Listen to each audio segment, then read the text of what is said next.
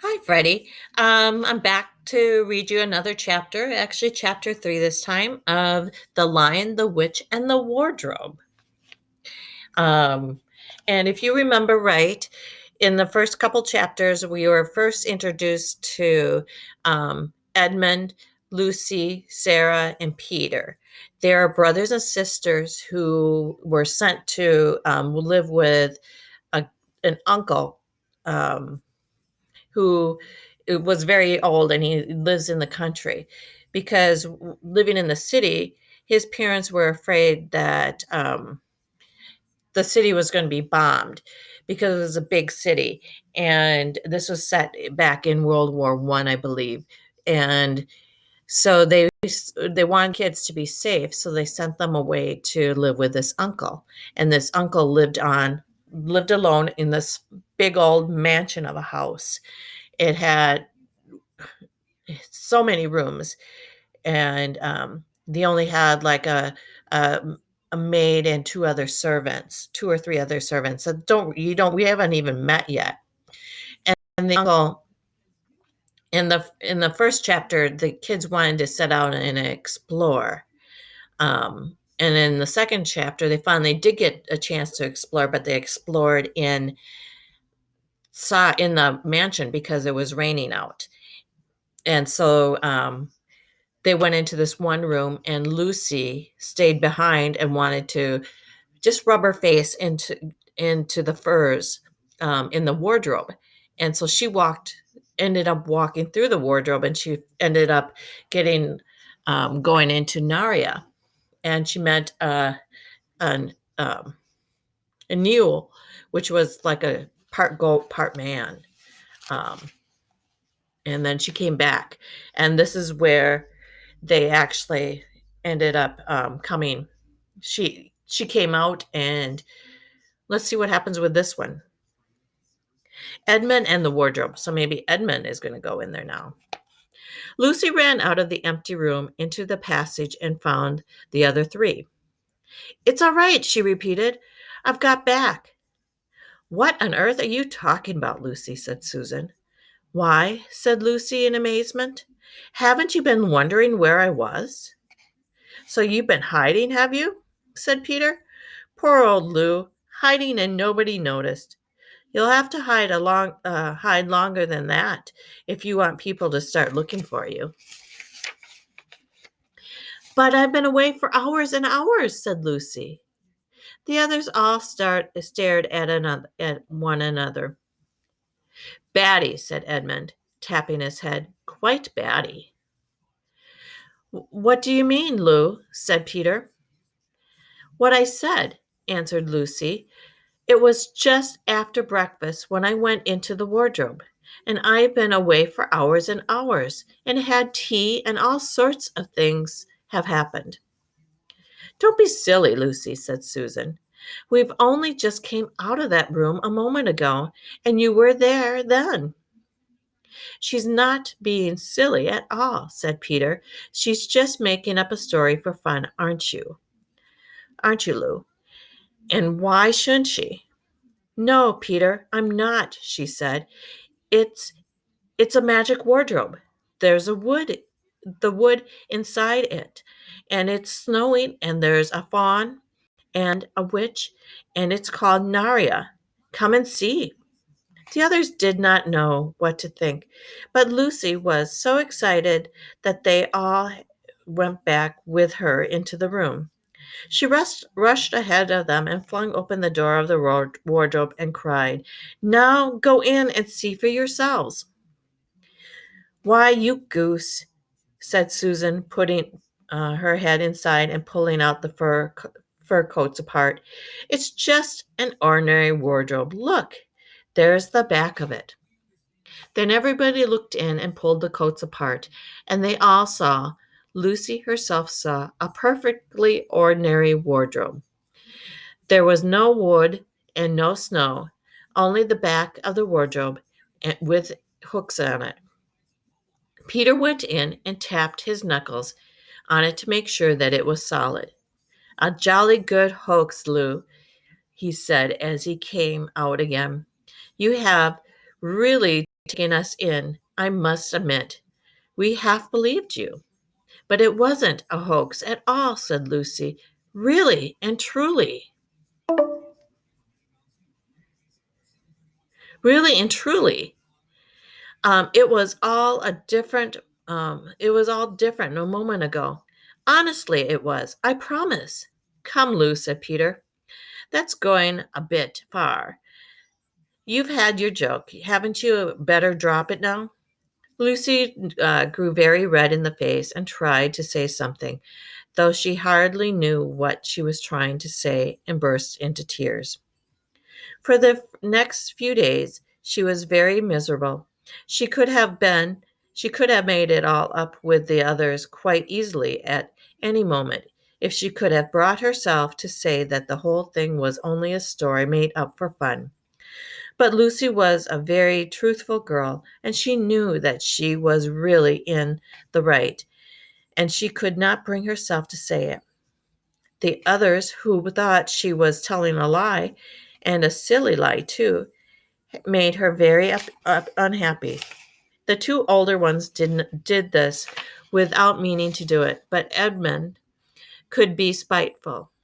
And on this occasion he was spiteful. He sneered and jeered at Lucy and kept on eschewing her if she found any other new countries in other cupboards all over the house. What made it worse was that these days ought to have been delightful. The weather was fine, and they were out of doors from morning to night, bathing, fishing, climbing trees, and laying in the heather. Heather happens to be like a plant, and it's really soft to lay in. But Lucy could not properly enjoy any of it, and so things went on until the next wet day. That day, when it came to be the afternoon and there was still no signs of a break in the weather, they decided to play hide and seek. Susan was it, and as soon as the others scattered to hide, Lucy went to the room where the wardrobe was.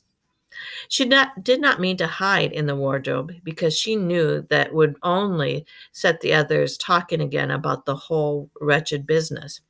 But she did want to have one more look inside, for by this time she was beginning to wonder herself whether Narnia and the fawn had been a dream.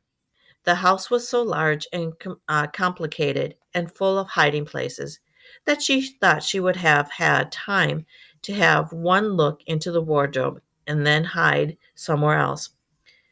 But as soon as she reached it, she heard steps in the passage outside, and then there was nothing for it but to jump into the wardrobe and hold the door closed behind her. She did not shut it properly because she knew that it was very silly to shut oneself into a wardrobe, even if it was not a magic one. Now the steps she had heard were those of Edmund, and he came into the room just in time to see Lucy vanishing into the wardrobe. He at once decided to get into it himself, not because he thought it was a particularly good place to hide, but because he wanted to go on teasing her about her imaginary country. He opened the door. There were the coats hanging up as usual, and a smell of mothballs and darkness and silence, and no sign of Lucy. She thinks I'm Susan, come to catch her, said Edmund to himself, and so she's keeping very quiet in at the back. He jumped in and shut the door, forgetting what a very foolish thing it is to do. Then he began feeling around for Lucy in the dark. He had expected to find her in a few seconds and was very surprised when he did not. He decided to open the door again and let in some light. But he could not find the door either. He didn't like this at all and began groping wildly in every direction. He even shouted, "Lucy, Lou, where are you? I know you're here." There was no answer, and Edmund noticed that his own voice had a curious sound. Not the sound you expected in a cupboard, but a kind of open air sound. He also noticed that he was um, unexpectedly cold, and then he saw a light. Thank goodness, said Edmund. The door must have swung open of its own accord. He forgot all about Lucy and went into the light, which he thought was the open door of the wardrobe. But instead of finding himself stepping out into the spare room, he found himself stepping out of the shadow of some thick, dark fir trees in an open place in the middle of the wood. There was a crisp, dry snow under his feet and more snow lying on the branches of the tree. Overhead there was a pale blue sky, the sort of sky one sees in a fine winter day. In the morning, straight ahead of him, he saw between the tree trunks the sun just rising, very red and clear. Everything was perfectly still, and as if he were the only living creature in that country. There was not even a robin or a squirrel among the trees, and the wood stretched as far as he could see in every direction. He shivered. And now he now remembered that he had been looking for Lucy, and also how unpleasant he had been to her about her imaginary country, which now turned out not to have been imaginary at all. He thought that she must have been somewhere quite close, and so he shouted, Lucy! Lucy! I'm here too, Edmund! There was no answer. She's angry about all the things I've been saying lately, thought Edmund, and thought he did not like to admit that he had been wrong. He also did not much like being alone in this strange, cold, quiet place, so he shouted again. Say, Lou, I'm sorry I didn't believe you. I see now that you are right all along. Do come out. Make it a pox. Still, there was no answer. Just like a girl. Make it a pox. A pox means to make amends, not, to forget about it, okay? Just like a girl, said Edmund to himself, sulking somewhere and won't accept an apology. He looked around him again and decided he did not much like this place and had almost made up his mind to go home when he heard very far off in the woods a sound of bells. He listened, and the sound came nearer and nearer, and at last there swept into the sight a sleigh drawn by two reindeer. The reindeer were about the size of a Shetland ponies, so they were actually pretty small. Shetland ponies are probably about the size of a big dog. They're not very big at all. The reindeer were about the size of a Shetland ponies, and their hair was so white that even the snow hardly looked white compared to them. Their branching horns were gilded and shone like something on fire when the sunlight caught them. Their harnesses was a scarlet leather and covered with bells. On the sleigh, driving the reindeer, was a fat dwarf who would have been about 3 feet high if he had been standing.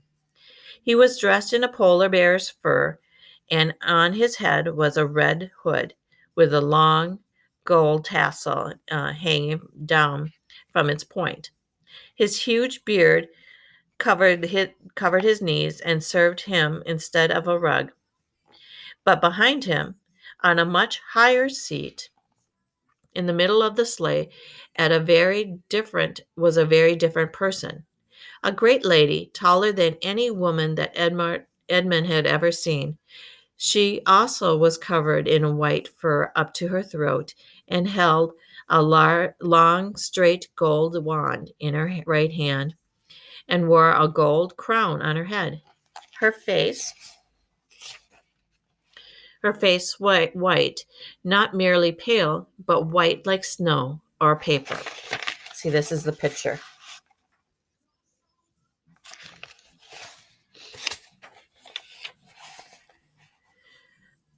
Uh, but white like snow or paper or icing sugar. Except for except for her very red mouth.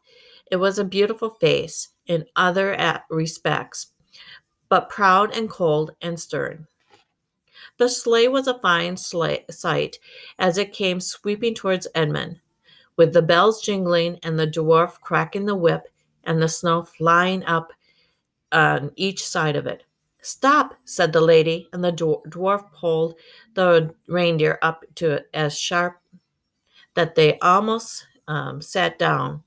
Then they recovered themselves and stood champing on the bit and blowing in the frosty air. The breath coming out of their nostrils looked like smoke. And what, pray, are you? said the lady, looking down on Edward, looking hard at Edward. My name's Edward, said Edward, rather awkwardly. He didn't like the way she looked at him. The lady frowned. Is that how you address a queen? She asked, and looking sterner than ever. I beg your pardon, your majesty. I didn't know, said Edmund. Now, not now, the queen of Naria, she cried. Hey, you should know us better hereafter, but I repeat, what are you? Please, your majesty, said Edmund, I don't know what you mean. I'm at school. At least I was. It's the holiday now. Wow, that was a quick chapter. We're ahead of schedule. Um, I think that was pretty good. Let me download this one, and I will see you tomorrow with another one. Um, I hope you enjoyed that. That's really exciting. I wonder what's going to happen now with the Queen and Edmund. I wonder if he's going to make it back. Let's find out. We'll find out tomorrow.